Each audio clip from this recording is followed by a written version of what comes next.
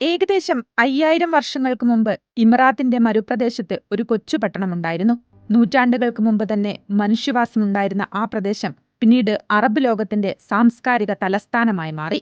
കിഴക്കെന്നും സൂര്യോദയമെന്നും അർത്ഥം പറയുന്ന ഷർക്ക് അഥവാ ഷാർജ.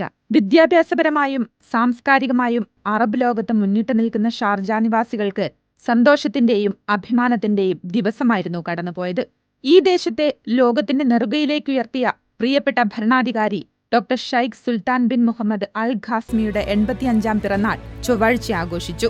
1972 ജനുവരി 25 മുതൽ 50 വർഷത്തിലധികമായി ഭരണസാരഥ്യം വഹിക്കുന്ന ഷൈഖ് സുൽത്താൻ 7 എമിറേറ്റുകളിൽ ഏറ്റവും കൂടുതൽ കാലം ഭരിച്ച ഭരണാധികാരി കൂടിയാണ്. ഇസ്ലാമിക സംസ്കാരവും പാരമ്പര്യവും മുറുകെ പിടിച്ച് അറബ് ലോകത്ത് വേറിട്ട ഭരണം കാഴ്ചവെക്കുന്ന ഭരണാധികാരിയാണ് ഷെയ്ഖ് സുൽത്താൻ. UAE ആകമാനം വികസിക്കുന്നതിന് എത്രയോ മുമ്പ് തന്നെ ഷാർജ വികസിതമായി കാണാം. ഒരുപക്ഷെ ദുബൈയും അബുദാബിയും അറിയപ്പെടുന്നതിന് മുൻപ് തന്നെ ഷാർജ പരിചിതമായ സ്ഥലമായിരുന്നു.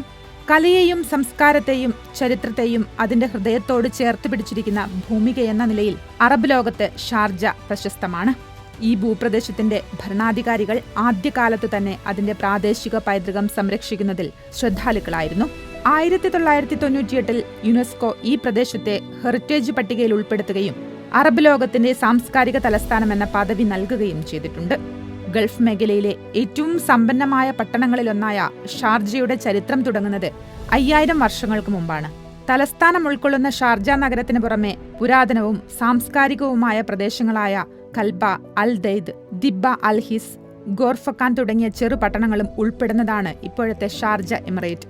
ഷാർജ ഉൾപ്പെടുന്ന പ്രദേശത്ത് നൂറ്റാണ്ടുകൾക്ക് മുമ്പ് തന്നെ മനുഷ്യവാസമുണ്ടായിരുന്നതായി ചരിത്രരേഖകൾ സാക്ഷ്യപ്പെടുത്തുന്നുണ്ട്.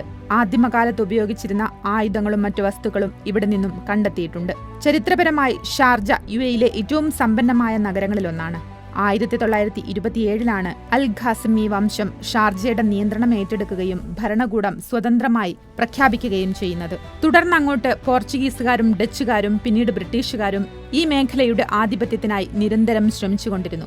അറബ് മേഖലയിലൂടെ മികച്ച നാവികസേന അക്കാലത്ത് ഷാർജയ്ക്കുണ്ടായിരുന്നു. ക്രൂഷ്യൽ സ്റ്റേറ്റിന്റെ ഭാഗമാവുകയും UAE രൂപീകരണത്തോടെ മൂന്നാമത്തെ പ്രധാന എമിറേറ്റായി മാറുകയും ചെയ്തു. 1830 ഒരു ബ്രിട്ടീഷ് മറൈൻ സർവേയിൽ പറയുന്നത് സീസണിൽ 300 മുതൽ 400 വരെ ബോട്ടുകൾ മത്സ്യബന്ധനം നടത്തിയെന്നാണ്. മറ്റ് എമിറേറ്റുകളിൽ വിമാന സർവീസ് വരുന്നതിന് മുൻപ് തന്നെ ഷാർജയിൽ യാത്രാ വിമാനങ്ങൾ ഇറങ്ങിയിരുന്നു. 1932 ഇംപീരിയൽ എയർവേസ് ഷാർജ വഴി എയർ സർവീസ് ആരംഭിച്ചിരുന്നു. എയർലൈൻ അതിഥികളെ താമസിപ്പിക്കാനാണ് മഹത്ത കോട്ട നിർമ്മിച്ചത്. ഷെയ്ഖ് സുൽത്താൻ അധികാരമേറ്റതോടെ ഷാർജയുടെ മുഖച്ഛായ തന്നെ മാറ്റിയെടുത്തു. അറബ് ലോകത്തിന്റെ പൈതൃകവും സംസ്കാരവും ചരിത്രവും സംരക്ഷിക്കുന്നതിൽ ഷെയ്ഖ് സുൽത്താൻ നിരവധി പദ്ധതികളാണ് ഷാർജയിൽ നടപ്പാക്കി വരുന്നത്. UAE എന്ന രാഷ്ട്രത്തിന്റെ പിറവിയോടെ തന്നെ ഭരണസാരഥ്യം ഏറ്റെടുത്ത ഷൈഖ് ഡോക്ടർ സുൽത്താന്റെ കരങ്ങളിൽ ഷാർജ ഇനിയും ലോകത്തിന്റെ നെറുകയിലേക്ക് ഉയരുക തന്നെ ചെയ്യും.